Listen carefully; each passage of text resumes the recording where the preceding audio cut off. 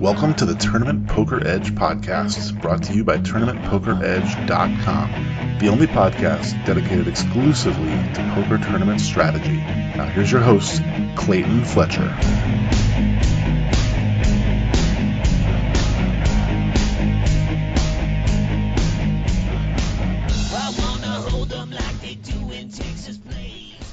Hello everyone and welcome to the Tournament Poker Edge podcast.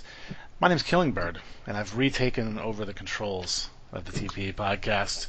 Clayton Fletcher is on a summer vacation. Actually, that's not true. I actually don't know where Clayton is, but we're filling in for him today. I'm joined by my good friend, aznAllin007, Mark Aliotta. What's up, buddy? We're officially the B Squad. Yes. I was actually, it's funny, I was thinking about that today. I'm like, can we call ourselves the B Squad, or is that like patent pending? Actually, no, that's patent pending. All right, we're like the C Squad? Yeah. C minus, let's be honest. I know we can't. Poker Road would get pissed. They may sue the shit out of us. Yeah, we don't need any lawsuits. No, we're good off those. Had too many of those. So yeah, we were trying to get we were watching the World Series of Poker main event. Let's go back a little bit, and me and Mark were chirping back and forth about hands, and we're like, oh, we got to talk about this one on the podcast. That'll be cool. And I hit up Clayton and said, hey, we want to come on the podcast and do those hands. And he actually was not available to do it today. And I'm leaving on vacation tomorrow. So he said, well, why don't you guys just go ahead and do it, and I'll take a week off. And I said, you deserve a week off, Clayton. You worked hard all summer, put out a podcast every single week. So we'll let him have a week off. Hey, props to him, though. I did see I didn't get to listen to them all, but he did so many podcasts. And he literally got one out in Vegas once a week. I think we put out, when we were going for a month and a half, we were putting out 3 TPE lives tops. Yeah. So yeah, props to him for that. Yeah, it's a pretty good accomplishment. So everybody make sure you give him some love on the social medias and whatnot. So we're gonna be talking about some hands from the World Series today. But first, I thought we should probably just catch up on life and whatnot. As you know, Mark and I were out in Vegas for the World Series. We didn't do much World Seriesing, but we were there. But it was good times. We had the TPE meetup, which is always a blast, and got to see all our old friends and fellow TPE pros. New friends, she got to meet Venom, which was cool. Yeah, that's right. He's like, I'm Venom. I'm like, huh? He's like, I'm Venom from Twitter. And I'm like, holy shit. I've been talking to that dude for years. So, it's nice to put a face to the Twitter profile. I'm forgetting other people, too. Ron was cool. Yeah, it's been a hot minute now. Yeah, I was also wasted, too. But I found new friends, new followers on Twitter. A blast as usual. For me, Chirp, let me tell you, I caught the bug again. As you know, I wouldn't consider myself a full-on professional anymore. Although, I still think I'd do really well if I did play full-time. I'm kind of just waiting for it to be legalized in California. Mm-hmm. But yeah, being out there, even for 10 days, and I didn't play an event. I played online a couple times. I just the whole atmosphere of it, I kind of caught the bug. And I told you when I got back, I think I grinded 3 of the first 5 days I was back. I watched every event on PokerGo and CBS. I watched the entire main event, start to finish, didn't miss a minute of it. So yeah, I'm a heroin addict back on heroin. It was funny because it started in Vegas. Because I remember a couple times I walked in from the pool or something, and I'm like, "What are you doing, Sharp?" You're like, "I'm just grinding this $5 bird on ACR." And I'm like, "Wait, what?" No, there was a time I think you went to bed at 1 night, and I was grinding an ACR bird till 3 in the morning. Just found your heart in Vegas. Yeah, I did. I don't know, when you don't play full time. The game is slightly, it's more enjoyable. I'm not trying to tell people not to play full time. I'm just in a place where I don't have to anymore, which is great. But yeah, I really enjoyed the game. Came back, final tabled something, and I told Ben Reason, and he's like, yo, really called me instantly, did a full hand history review, and talking to someone that's been playing the whole time, the past 2 years, hardcore, Um, yeah, like the game has changed so much. I mean, and I'm still coaching and stuff, and I'm still playing, just not every day. Right. So having someone that is playing every day review your stuff is like, whoa, like the game, you can do this now. Right. That's why poker's sick, though, right? Yeah, absolutely. That's cool. Well, welcome back to the poker streets, if you will. Man, if it comes back to California eventually, I got nothing against the sites that are open now. I would just prefer to be able to get 1099 and stuff, to be able to buy homes, stuff like that. Yeah, It's a lot little easier. things like being able to live and Yeah. stuff. um, That's but funny. yeah, no, Vegas was a blast. Top golf, craps till 8 in the morning. Yeah, those were good times. I'm ready to do it Dull all Geek again. too. Dull Geek's a legend. Like so, TP member Dull Geek. Yeah, it was super cool to hang I'm with not him. calling him Mark. He's Dull Geek for life. Always. He's at the craps table with us till around 2:30, and we're like, dude, just wait. We'll leave in like 30 minutes. We end up going on a little bit of heater, and he's busto by this time. He leaves. We all like to the moon. Crush crap. Oh man, what a blast! What a Yeah, blast. that was one of the best craps runs I've ever had. Dude, you remember my roll, right? Where I was literally holding my dick because I Oh had to yeah, pee so bad. and they would not let you leave. I was like, come on, man. Like I was on a good, like, maybe 30, maybe 20 to 30 minute roll. It probably wasn't much longer than that. But I had to pee the whole time because I was pounding Modelo's like it was my job.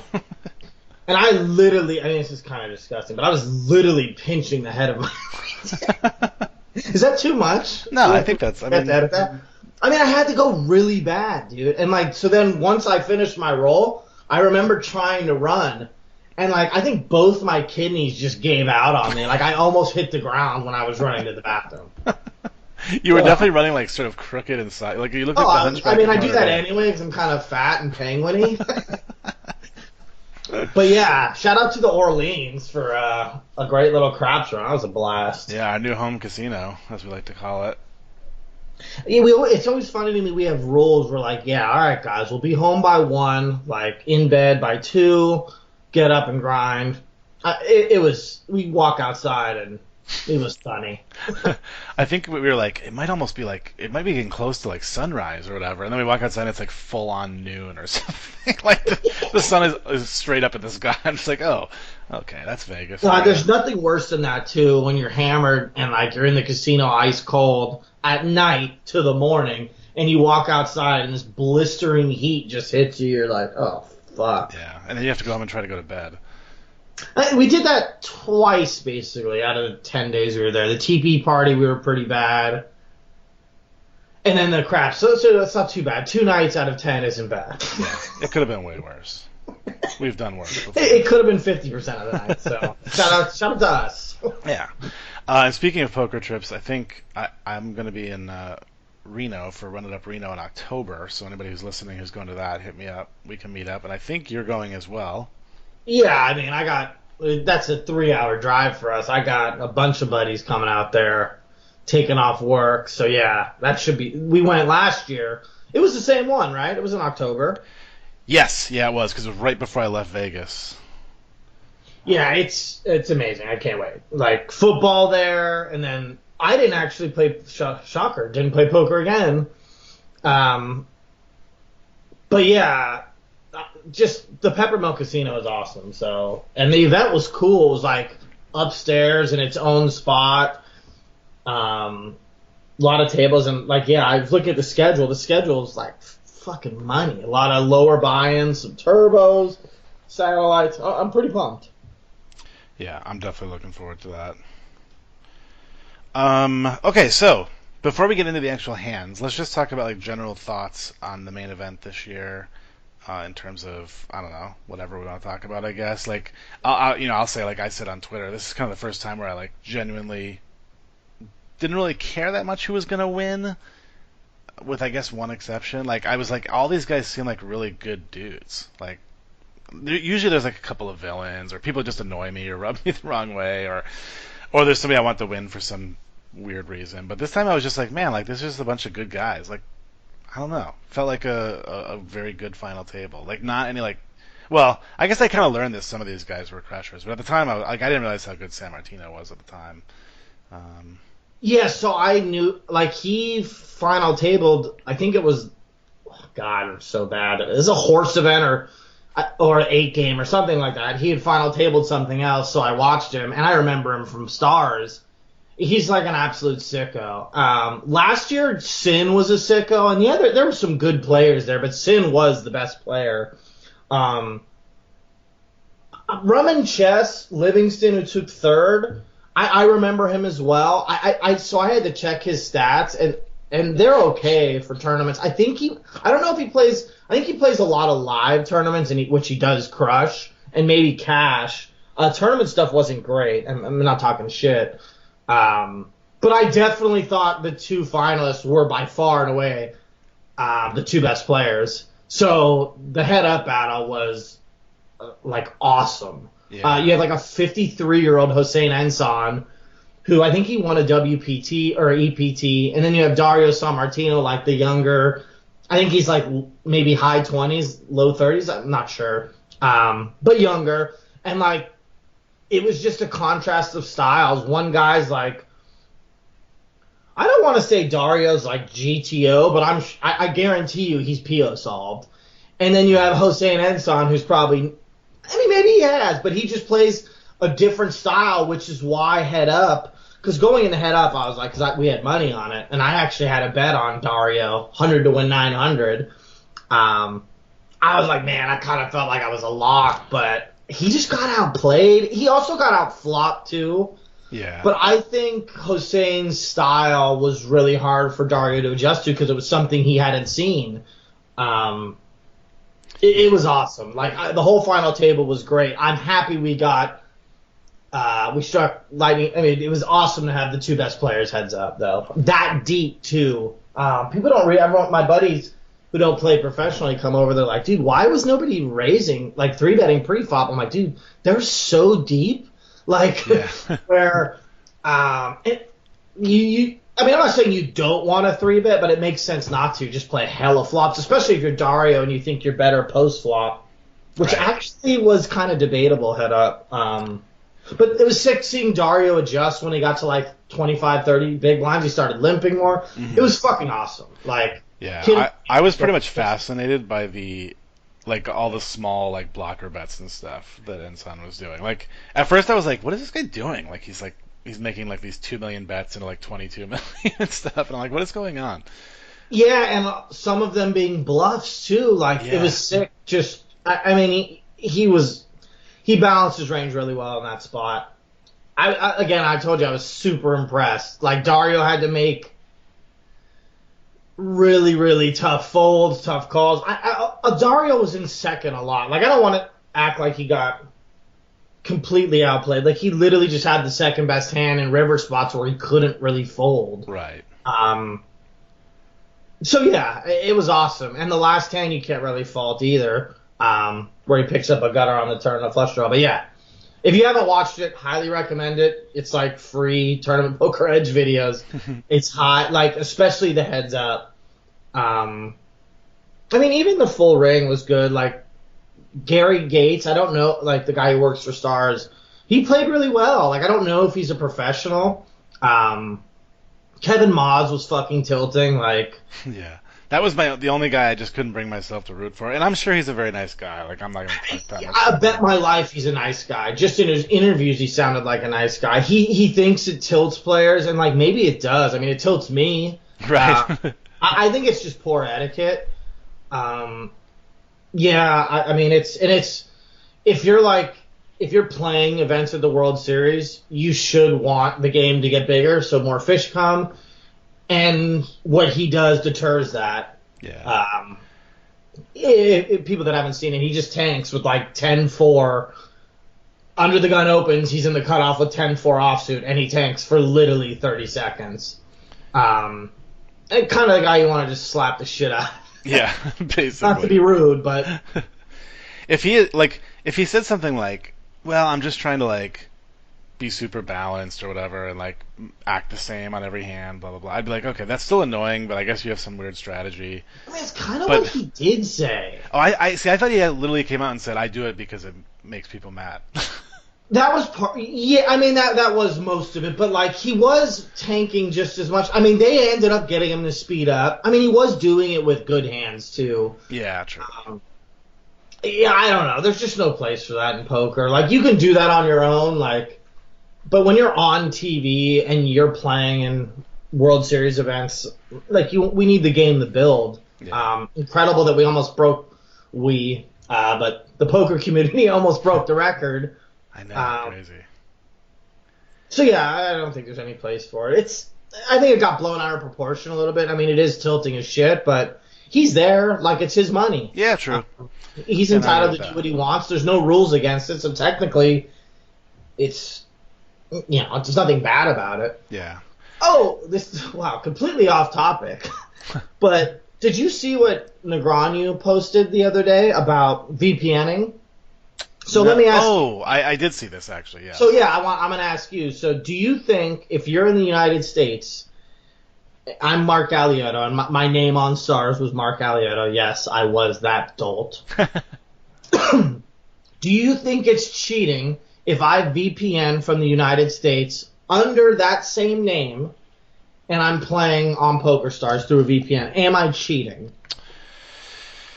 So I kind of. When I first saw this, I was kind of like, yeah, it's not really cheating. It's more of like a moral or ethical like thing that I guess I could be against, but it's not like cheating per se. But somebody did bring up a good point. Shane Schlager? It might have been Shane, yeah, who was like, hey, if I have to get up, drive 3 hours to Mexico, like check into a hotel room, set up all my, get less sleep than you, blah, blah, blah, and you just get to turn your computer on and start playing, then you have an edge because you're not following the rules. So that kind of made me think it is. I don't think it's like some like sin that punishable by death or anything. But I guess I do think it is technically cheating.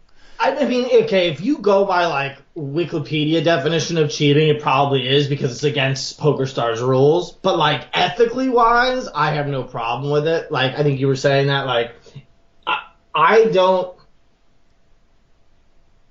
First off, if you're doing it under another account, that's obviously cheating. Right. I honestly still wouldn't be against that because I wouldn't. I don't know. I guess if I was at a final table with someone I didn't know that it was Phil Ivey, that would kind of suck. I mean, I would be probably pissed about that. But yeah, I don't know. Like, I guess I don't think it's cheating. I think that was Shane Schlager that said that. I think he makes good points, but I think as long as you're playing under the same name, I mean, that's such an extreme case, like flying to Mexico. Right. I mean, even moving to Mexico or something does take effort. And money. I don't know. It's weird. Like, it's weird. Like, I don't know. It doesn't bother me. At all.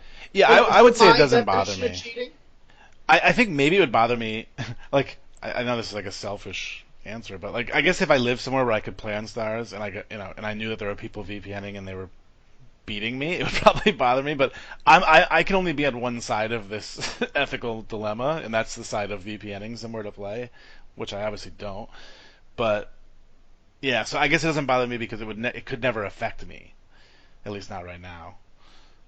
Like I said, maybe it would bother me if it could affect me, but I kind of still don't think it would.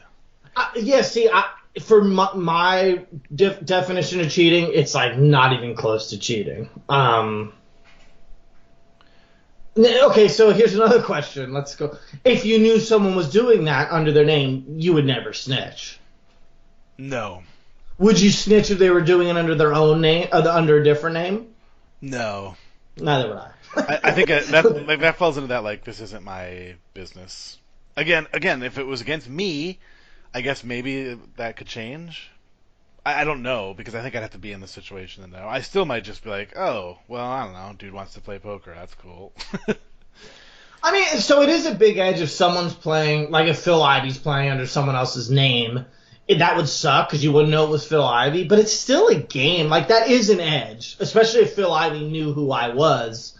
Right. So, but like, yeah, I mean, it's definitely an edge. I would be kind of upset about that. I would never snitch or tell. God, that would suck. It was like a final table of a dub coop, though, which I think it's happened. Someone also posted about that, how someone won the dub coop main under a different name. Oh. The guy had no results and, like, got questioned, cashed out hella quick, and I guess he got away with it. But the guy had literally no results, and it was like some big name pro.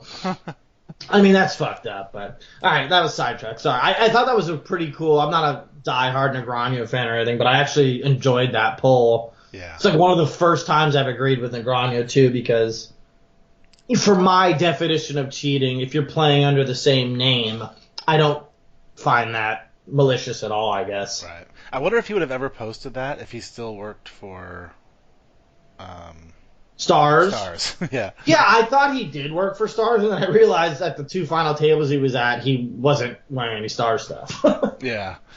So yeah, it's kind of interesting. I mean, to me, it feels a little bit like a lot of like I feel like the fact that Americans can't play poker unrestricted is bullshit, obviously. So part of it is just kind of like, well, fuck these stupid laws. Do whatever you have to do to play poker. I don't really care. Like there's a lot of laws I disagree. It's like I don't know, like smoking pot or whatever. Like, just yeah, it's illegal to smoke pot. Do I think it's bad or wrong? No. Go ahead, smoke all you want. Or at least in my state. No, it's illegal in some states. Yeah, I should say. Sorry, in my state it's illegal. Dude, so like, yeah, there's been some other things too that have been going on. Like, did you see the World Series of Poker hand where the chips went elsewhere? Oh yeah, that was crazy. John Borenstein tweeted it. I think he's a East Coast reg. Like, the chips went the wrong way. And WSOP.com has not responded whatsoever, which is crazy. I know. Well, I think they responded yesterday. But they did finally. It was cookie cutter. It was like, email us at World Series. I don't know. Wow. So yeah. It kind of makes you wonder how many times that's happened and people just don't notice. Like, if you're I was multi-tabling pissed. I was like, wonder if that happened to me. I know. I need to go back and review my hand history from the bracelet event. The thing is like, if we want to talk about cheating or stealing, let's talk about how Stars ended Supernova Elites. And not even, I think they maybe did compensate them something. I don't know, but it wasn't what they were supposed to get. I mean, you want to talk about cheating? That's like Supernova Elites that didn't get to reap the benefits of that, whatever rakeback percentage it is, the following year. I mean, they got fucked. Yeah, there's so many crazy. That's literally robbery. Like, and that would never happen in regulated poker. You could never get away with that. It's literally robbery. That's the crazy thing is, like, Stars is regulated. Like, isn't this the job of the people who regulate these sites to say, hey, you can't do that? Like, what are they like doing? I don't understand. Well, they're not. Yeah, I mean, they are regulated, just not in the U.S., I guess. I mean, that could not happen in the U.S. That couldn't. Yeah, I certainly wouldn't think so. I mean, I guess we'll find out, right? I mean, I don't think they ever do that. Like, are they? I don't know. Will they compensate this guy his $11 or whatever? Well, I guess it's more than $11 because it was tournament chips, but I don't know. That'll be interesting to see what the result is. Hopefully, whoever tweeted that will tell us. That's so messed up. Like, that's so messed up. So basically, what happened is the guy won a side pot, and some of the side pot chips online went to another player, and like, he played the video. It's John Borenstein is his Twitter handle. I don't know what his handle is, but that's his name. And he played the video, and I was watching. I was like, what the hell? Like, this is insane. Speaking of cheating, then you have Maurice Hawkins. Will you see that? The Poker News tweeted about that? Oh, jeez, yeah. Yeah, Maurice Hawkins, like, this is becoming the gossip show. Right? I like it. Who needs hands? Yeah, and speaking of robbery, basically robbed a dude, and now by a court of law has to pay him. They had a backing deal that went south. But like, reading that too, and I sent it to you. From what I read, I mean, I didn't like dig into it too deep. Basically, the guy lost $100,000 playing blackjack of the guy's money, and the guy continued to back him, which is like mind-boggling to me. How rich? Like how rich? Sure, if you told me you lost like $2,000 playing blackjack, first off, I'd laugh and be like, "You're an idiot." But like, if you have a backing deal like in place for that type of money, yeah, like you just would never back someone that's losing $100,000 playing blackjack. You know what I mean? It's just so stupid. But that went to a court of law, and now he's getting paid, which is awesome. So let's go. It's funny. I remember when you texted that story to me. I'm like, man, remember the days when there was nobody you could trust more than a poker player? Like, I always felt like I could lend money to a fellow poker player and never even question that I would get it back. And those days just seem to be kind of like gone. What about the days when you would just get like shot for doing that? Like Doyle's day, like if Doyle got robbed $100,000, you're taking a bullet to the dome. Maybe that's why it's changed now. Nobody's worried about any like retribution, you know. Yeah, you can't get shot like on spot, and like you wouldn't even serve any time. You'd be like, oh, he robbed him for $100,000. They'd be like, oh, eye for an eye, he's good. Yeah, exactly. Okay, before we get to the hands, there was one thing I wanted to mention, and we kind of jumped away from the World Series, but going back to talking about growing the game and like bringing in new players, blah blah blah blah. I think they have to do something about this thing ending at like 4 a.m. Like, well, for you it's 7. Yeah, it was insane. I actually finally went to bed. I finally like. I have a brilliant idea. I hold your breath for this one, Chirp. I'm ready.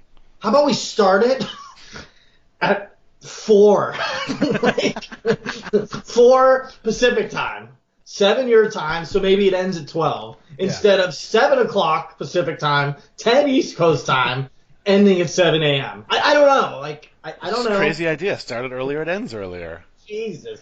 I mean, it's so silly. Every year I'm in my bed, iPad out, like half asleep, like taping my eyelids open. Yeah. Like if I me who plays a lot of poker, huge poker fan, owns a poker site, has a poker podcast. If even I turned it off and went to bed, imagine what your casual fan did. Like they quit 5 hours before me. Did you record it and not check Twitter? That's what I would have done. Yes, I recorded it, woke right up, went straight to the couch, watched it, then jumped on Twitter. But like you shouldn't have to do that. Like, can you imagine ever having the Super Bowl go to like 5 a.m.? Like what? And I assume it has something to do with ESPN scheduling. Like ESPN's like, no, you can't have prime time. But they give them prime time for the other ones. Yeah, that's true. So I don't get it either. There's got to be some 10 solution. o'clock. 10 o'clock is absurd to start the final 3. And I mean, it was very clear this was going to go a long time. Like it was going to take. It was funny because like hand 3, they went 2 pair over 2 pair. I was joking to my buddy. I was like, dude, this is going to take 5 hours. Like third hand in, 2 pair over 2 pair for like a massive pot. I'm like, oh, maybe not. But it takes that kind of cooler when you're that deep. Yeah. For this shit for it to end quickly. So I hope they'll fix that. Like, for example, all the guys in my home game, who I would call casual to slightly more than casual poker fans, not a single one of them watched it, and none of them went back and. I mean, they watched it until they could, and then then it was bedtime. And they didn't go back and watch it the next day. Oh, it's so sad, too, because there was so much banter between the 2 guys head up. Like, they were singing together. It was such a fucking sick dynamic. Like, we got so lucky to have those 2 head up out of the 9. I mean, maybe Gary Gates would have been good, too. He was kind of quiet, though. I think we got the 2 best because both the rails was – okay, we didn't even talk about that. The rails were kind of annoying. So I'm not a big fan of the chanting rails. I'm so torn. Like, first off, if I'm Dario, I would hate that. Like, if you like, say I was there and a bunch of the TPE guys, I'm at the final table, and you guys would know not to. I'd be like, yo, we're not doing the chant unless I win a hand or something. Right. But during hands, just keep it cool. Right. I was so happy because at one point, they were like, oh, Ensign just told his rail to be quiet while San Martino was thinking, and I was like, all right, Ensign, respect, man, I got it. And then so like 5 minutes later, like, oh no, it turns out he was telling them to be louder. He was asking them, why are you so quiet? No, that was Dario. Was it Dario? Oh, okay. No, Ensign was so Ensign told his crowd to be quiet when Dario was tanking. Oh, okay, good. And Dario said, then Dario got interviewed later about a time where like you told him to be quiet. He's like, no, I told him to be louder. Like Dario loved it. Italians are fucking crazy. But I guess it is a cultural thing, too, to some degree. Yeah. Ensign had it. in a spot, and it was funny. He told his crowd to be quiet when Dario was tanking, and I was like, "What is Dario thinking now? Like, does he think that's a level or something?" Super metagame shit that was like racing through my head. And that's what makes it so much more depressing that most casual viewers couldn't watch it. It was such a good one. Like, it was one that would have brought fans in, but opportunity lost. I mean, I guess they do replay it, right? Like, edited and everything, which I guess. I mean, yeah, they do it in, I forget when in a couple months they do it, right? Don't they replay the whole thing? That's what like, they've done in the past, yeah. Dude, like, so like 3 a.m., I'm sitting there and I'm just listening to these loud ass chants from Italians and Germans. And I'm just like, oh my God, man. Like, I just want to watch the poker. I didn't mute it because I had to hear the GOAT, Jamie.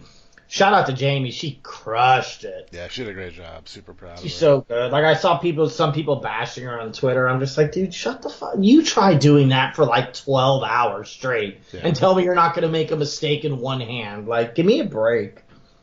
Yeah, sick brag. I've done commentary on a WSOP event. It's so much harder than people realize.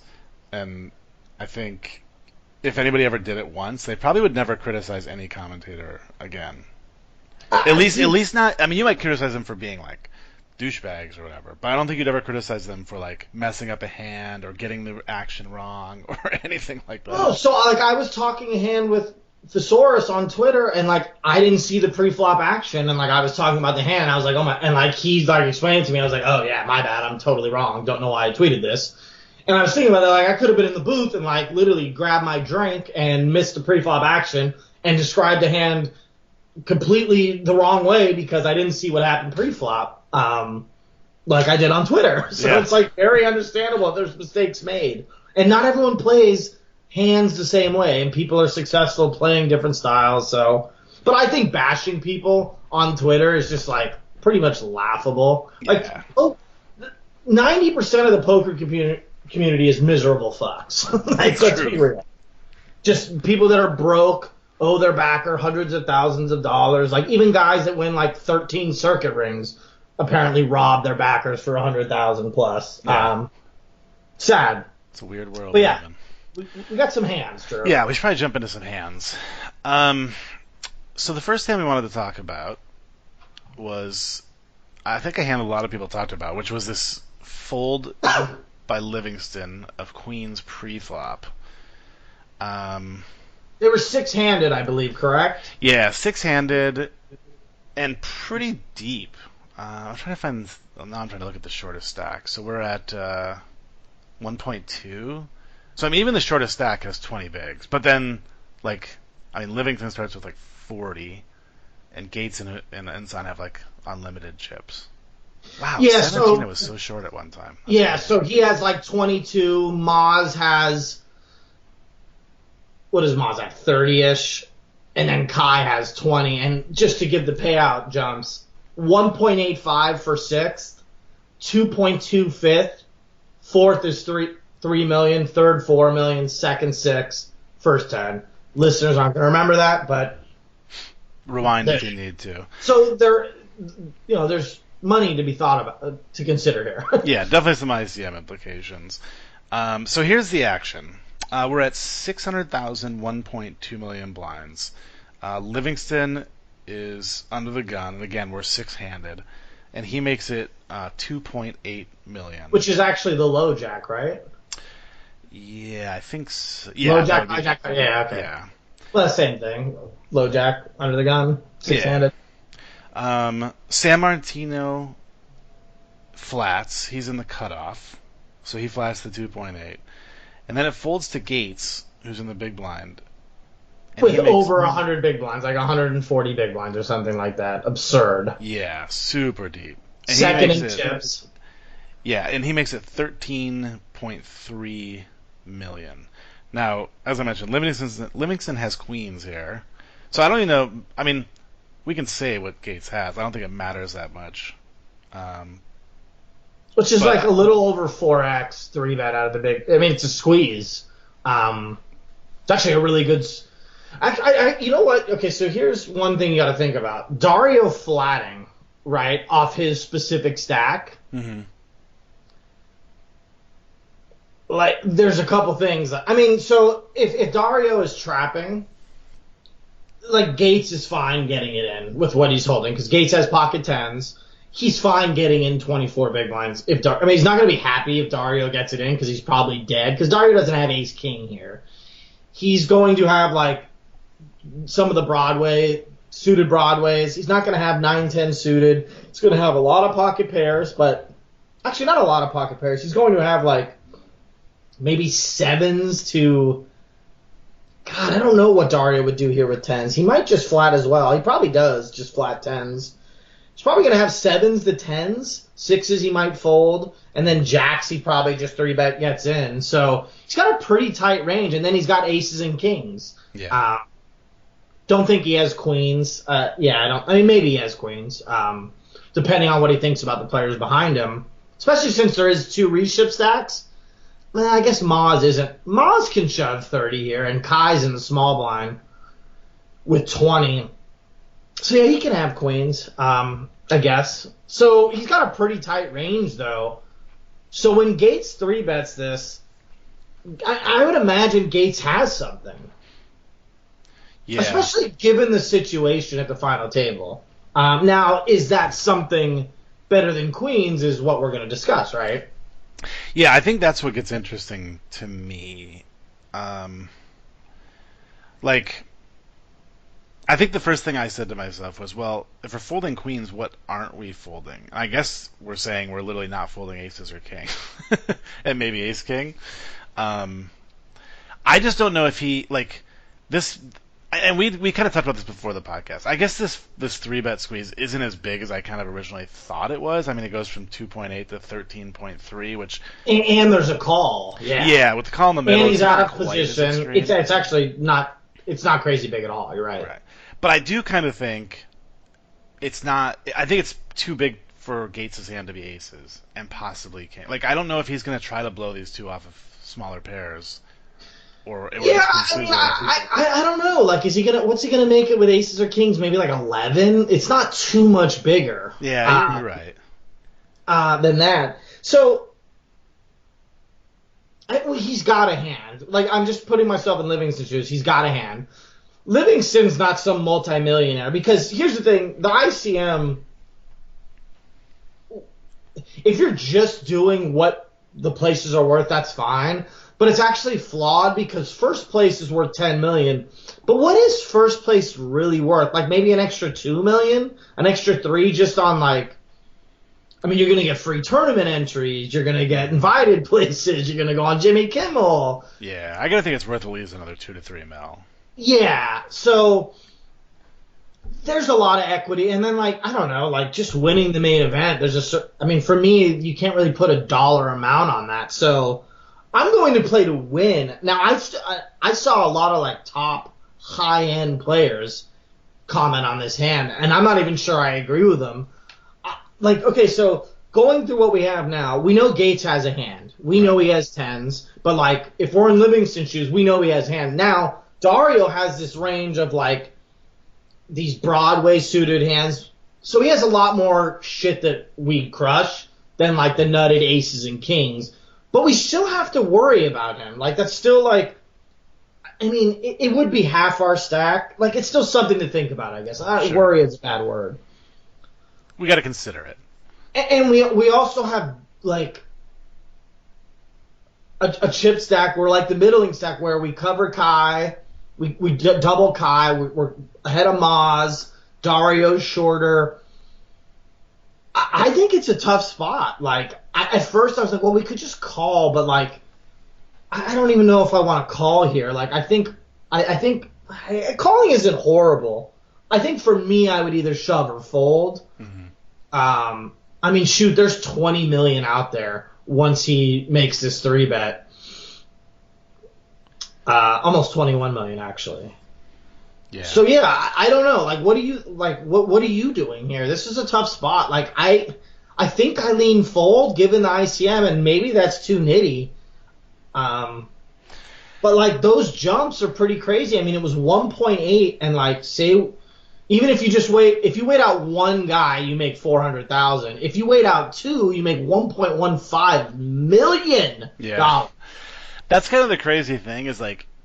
if this is, I know that we talk about this concept on podcasts a decent amount. Like this shouldn't really change things, but like if this is like the $11 5K on ACR, like I'm just probably getting it in every time. Yeah, me too. But like, I think you can change your play in the main event when you're talking about millions of dollars in jumps. That's okay. Yeah, see that's the thing. Like I like to think I would get it in. Well, I don't know. It's also I can also say that more comfortably because I know Gates has tens. I think I would get it in here, except for the fact that I can honestly clearly see myself sitting at the table, looking up and going, "Oh, the next pay jump is enough money to retire." Like, I can buy another home. like by itself, you know what I mean? Like, yeah, or a role for the World Series for the rest of my life, or whatever. Like, it would be really hard to just not like. I mean, I'm not going to say that I'm going to just fold to ladder, but like, why take like borderline spots if we don't have to? I mean, it's probably like a massively plus EV spot, to be fair. Like, when I was watching it, I was like, well, how is he not getting this in? Like, I would just pile here. I don't know. He also has played with Gates much longer than I have, and you have. We didn't play any hands. Right. Yeah, that's true. Like, we don't know. Like, maybe he's never seen Gary Gates 3-bet anything, less than jacks or something. I don't know. And flatting isn't horrible because we are in position.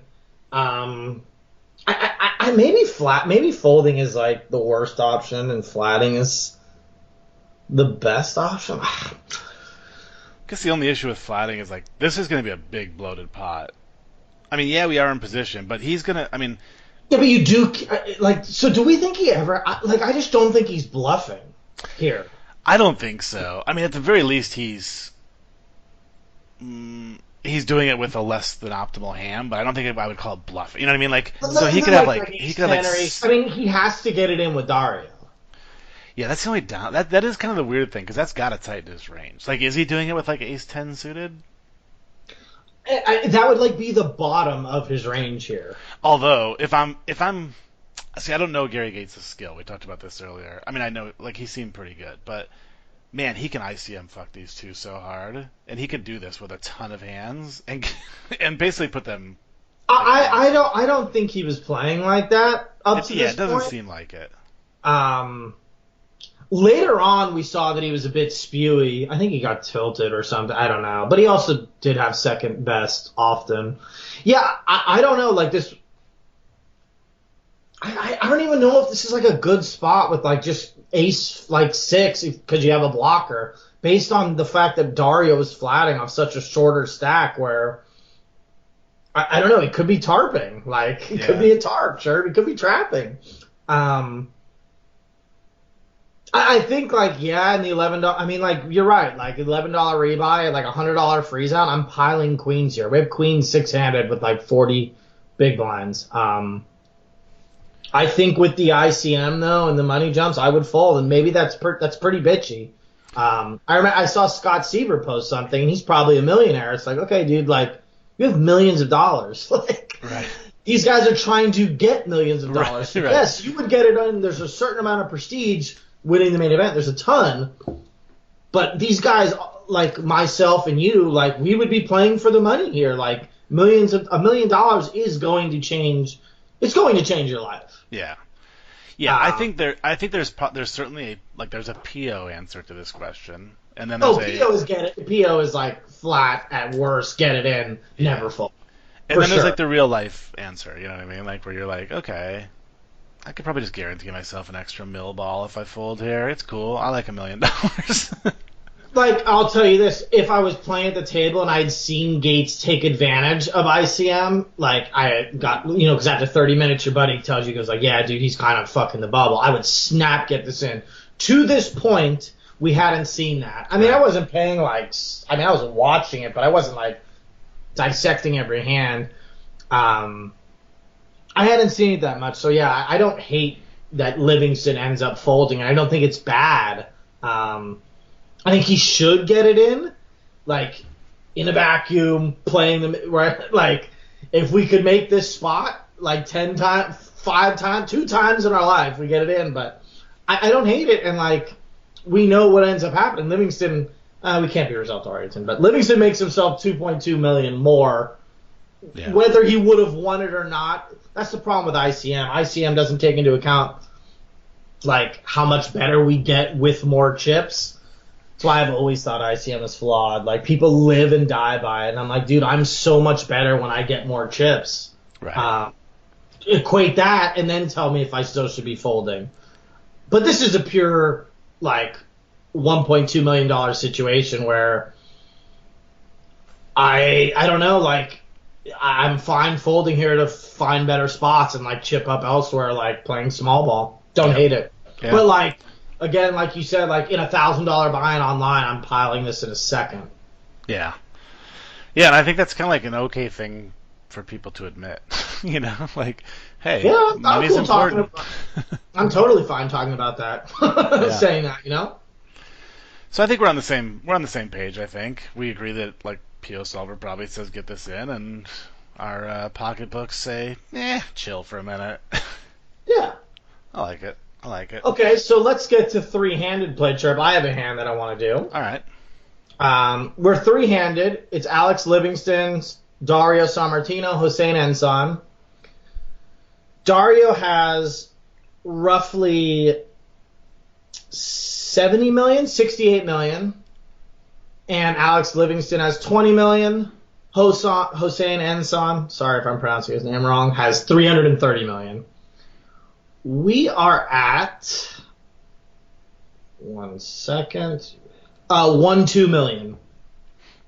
So Alex Livingston opens from the button to 4.5 million. Ensan calls from the small blind, and Dario calls from the big blind. The flop 7-8-8 rainbow goes checked around. 9 on turn, checked around.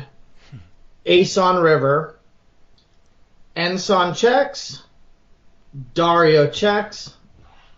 Alex Livingston, who was the initial raiser, checked back 2 streets, bets 7.5 million. Small blind Ensan folds to Dario Sammartino with King 6. This was a fun hand, in like the most boring way possible. Like, yeah, this check, is check, gonna bet, this call. is going to be a quick one, but like, okay, so let's talk about Livingston's bluffs here. Like, Yeah, Livingston doesn't have any 10. Any 10 king, 10 queen, those all bet the turn. right. Majority of the time bet the turn. He's also never betting king 10. Check 2 in position here. He'd just take his showdown value for, ace, king, 10, a pair of eights. Queen 10, what we would have found out from, like, a lot of sixes we would have found out from. Go ahead. He would have c-bet any ace earlier, like if he had opened. No, see, that's where I disagree. Like, I think it's fine. Like, you're against 2 players. Like, I don't think you can check back your ace here on 7-8-8 flop. Like, I think it's totally fine. And if you do, and a 9 comes, you certainly would check it back on the 9 because at this point you're like, okay, I just need to get to the river. Like, Right. Yeah, that's fair. You would c-bet 7-8-8 against the small blind and big blind? I think this deep, I'm just going to stab.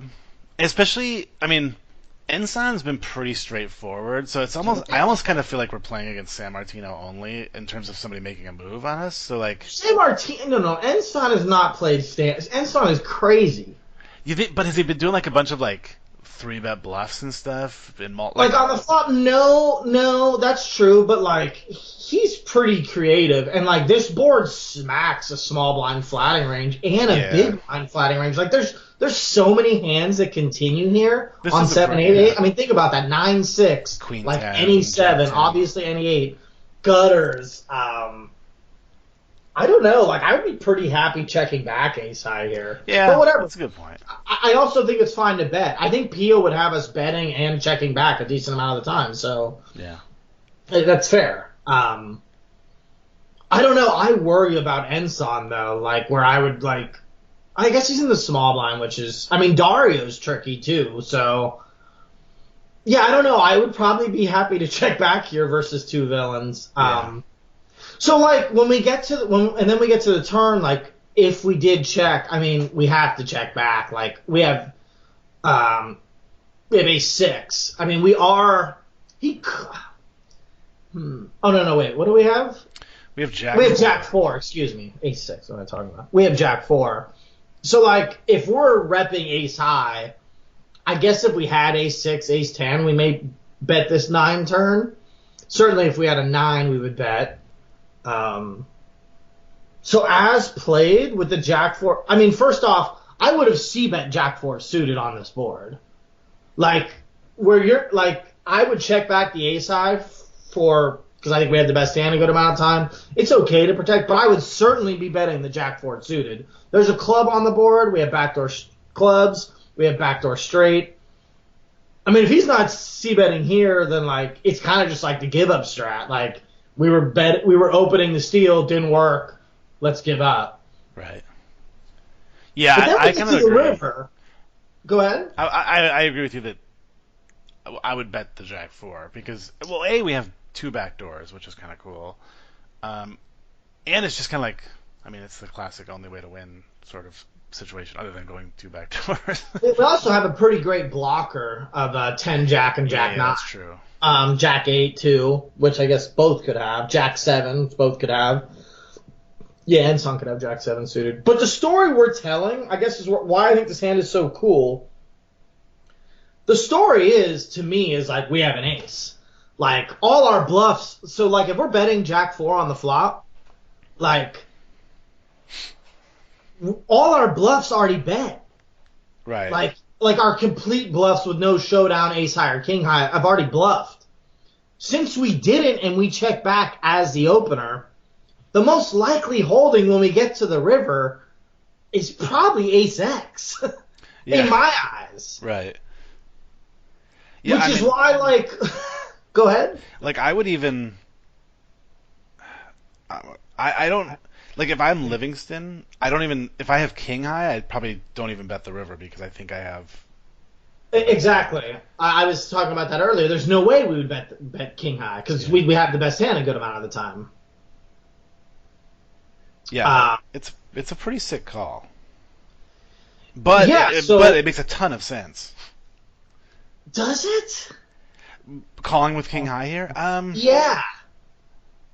I guess, so what you're saying is it's super polar where we have, but I don't agree that we had Jack 4 ever. Well, maybe because my first instinct was to bet this flop with ace high, so maybe that's why my instinct is to think that king high is good here a bunch, because I would have expected Livingston to bet, but you weren't so sure that you would bet ace high here, so you're going to have a different No, and opinion. I'm telling you, I'm pretty sure most, whatever, it's probably very split, but a lot of people have ace high here, including you. Yeah. I think you have ace high here. Like, yeah, I think that's you. true. Yeah. I guess I'm just saying my bluffs do I have on the river, though? This is why it's so crazy to me. Like, I don't think you're giving the hand the justice it deserves. What bluffs do I have here? We'd already bet Jack 4. Most people are betting Jack 4, Jack 5 here. That's true. Like, all bluffs have already bet on the flop. What do we have here that we're bluffing all of a sudden? Yeah, we don't even really have queen 10, because I think we would have bet that on the turn. Yeah. Queen jack? Nah. I mean, I think queen jack might bet the flop. Sure, queen jack is maybe a candidate. That's cool. Man, it's rainbow. Yeah, that bets on the turn too, though. That probably bets on the turn. Yeah, it's rainbow too, so there's not even any flush draws really. Like there's no missed flush draws to bet or anything. Like I just don't know what we're bluffing with on the river. Apparently Jack 4, but like not in my range. That's already bet. Yeah. Like there's not a bluff in my range at this point. Yeah, it's a good point. Especially that we would put in his opening range. Like I don't even know that I put Jack 4. I mean, it happens to be there, but I mean, I guess Jack 4. He's on the button. Yeah, like, three-handed. Very That's wide true. from here. Yeah. But that kind of makes it even tougher. Like, I mean, even 5-6 got there. The one thing that's cool though, Chirp, is he doesn't have king high ever here. So like we're not going to be beat by a better king high. Like if he did have king 10 or king jack, like he's not betting it. Right. So we just like those hands aren't betting. the queen jack is like maybe the one queen that like he could have, but like I'd expect him to bet the turn a decent chunk of the time. This is like I would never make this call in my life ever, like ever. That's why I think it's like the sickest call. The more you talk about it, the more I agree that he should have ace high here. Well, now a pair of aces a lot. Like as a value bet, because dude, like you said it too. Like if you have the jack four, you're just betting the flop. Like if you're betting the flop with ace high just to like take it down, you need to do like, which is okay, but like you certainly need to be doing that with everything that missed. Because this board, like yes, it might hit the small blind and big blind, but like you're entitled, or you're like it's mandatory to stab and like just take it down, especially given. I mean, he has a really good hand to c-bet, as I stated before, backdoor clubs. Oh, yeah, he does have backdoor straight. It's the low end, but like backdoor straight, the jack blocker. Well, he has the backdoor low end and the backdoor high end. Oh, yeah, I didn't think about the top. Yeah, you're right. I mean, like... Yeah, how does he not... Can we go back to how he doesn't c-bet this? That's what I'm saying. So, like, he doesn't... Like, Dario's not like he's got jack four. Yeah. I mean, I know. Right. Like, and like, is he putting him on jack deuce? He's not putting him on that. Like, like he's literally... He might be putting him on exactly... I don't know. I don't know what he's putting him on, dude. Like, you make a good point, too, about it never being king high, because he would just check that for value. Like, not for value. Yeah, he said the same thing. I mean, yeah. I don't know, dude. This hand is like so sick and so like way above. And Dario, so people that don't know Dario, they said on the broadcast a couple times, he was like this boss that was playing like 6, 7 days a week, every day online. He basically like didn't quit, but stopped playing full time, and comes out and like final tables 2 massive events. And he's still able to look this guy up with king high here. Like, this hand is like, I know like to the viewers it may seem so silly, but it's just such a sick spot. And I remember texting you, I'm like, dude, and I almost tweeted about it. I was just like, holy shit, like this king high is so elite that I don't even know what to think about it. And if anyone listens to this podcast and has a take on this hand, please post, because I don't get the call. I think it's an amazing call. He's made a bunch. He made a queen high call. I think he made a jack high call. When stuff doesn't make sense, I think Dario's on team Killingbird that he doesn't have an ace here, because maybe he thinks he bets it on the flop.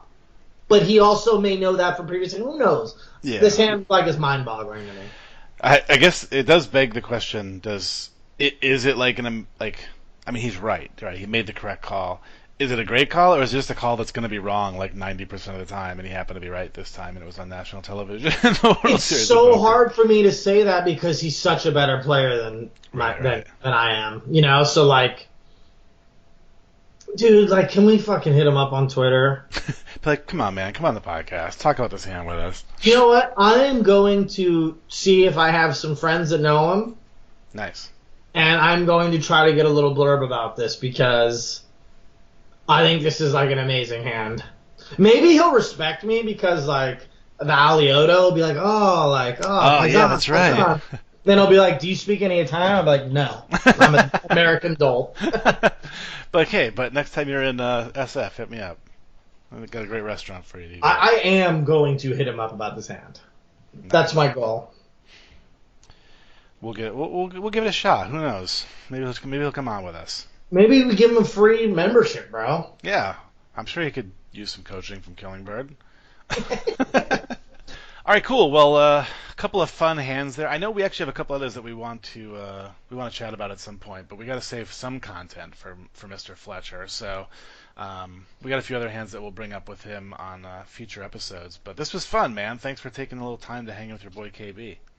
Oh man, had a blast as usual, and yeah, hopefully I'll get. Maybe the next podcast will have something from Dario talking about that hand. Yeah, that would be sick if we could get him to come on. Who knows? You never know. He's probably too big time, but we'll try. Yeah, we'll give it a shot. We've had some big time guys on here. Carlos we're not Welch. Small time. We're not small time. Shoot, Andrew almost won the main event. Yeah, good. Oh, yeah, by the way, sick run to Andrew. We probably should have thrown that out there at the very beginning. Probably nobody listening anymore. But, yeah, super. That was fun, man, to sweat. Jay Smith had a deep run, too. Yeah. Who was at the TPE party. Dude, the TPE party run good. Chris Kusha years ago. Oh, that's right. Homie Jay Smith, Andrew, like. I need to start playing the main event. Dylan. Oh yeah, Dylan and Pete too. Had a deep run. Pete. That's right. Day okay, 4, so here's the deal: if you want to have a deep run in the main, you got to come get hammered with Derek and I at the TV party. I mean, I don't. The sample size is ridiculous here. It's like 3 of 3. Like, give me a break. Yeah. What more do you need? Come hang out with us. We'll schedule it for next year already. We're gonna start charging people for the run good. It's a good idea. The bill's starting to get kind of big after all these years. Oh, man. Well, cool. Thanks again, buddy, for hanging out. And thanks to everybody for listening out there. And we will see you guys all back here next time on the Tournament Poker Edge podcast.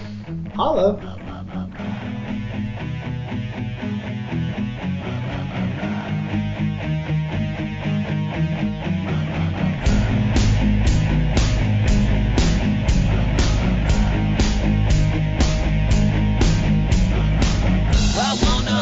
Like they do in Texas plays. Fold 'em, let 'em hit me, raise it, baby, stay with me. Luck and intuition, play the cards with babes to start. And after she's been hooked, I'll play the one that's on her heart. Oh, whoa, whoa, whoa, whoa. I'll get her heart, show her what I got. Oh, whoa, whoa, whoa, whoa. I'll get her heart, show her what I got. Carry my, no she can't read a mile, poker face. She's got to love nobody. Carry my, no she can't read a mile, poker face.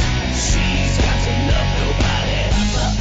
Poker face, poker face. Poker face, poker face. I wanna roll with her, a hard pair we will be. While little gambling is fun when you're with me. I love it. Russian roulette is not the same without a gun. And baby, when it's love, it's not rough, it isn't fun. Oh, whoa, whoa, whoa, whoa. I'll get her heart, show her what I got. Oh, whoa, whoa, whoa, whoa. I'll get her heart, show her what I got. Carry my, no she can't read a mile, poker face. She's got to love nobody. Carry my, no she can't read a mile, poker face. She's got to love nobody. Poker face, poker face. Poker face, poker face.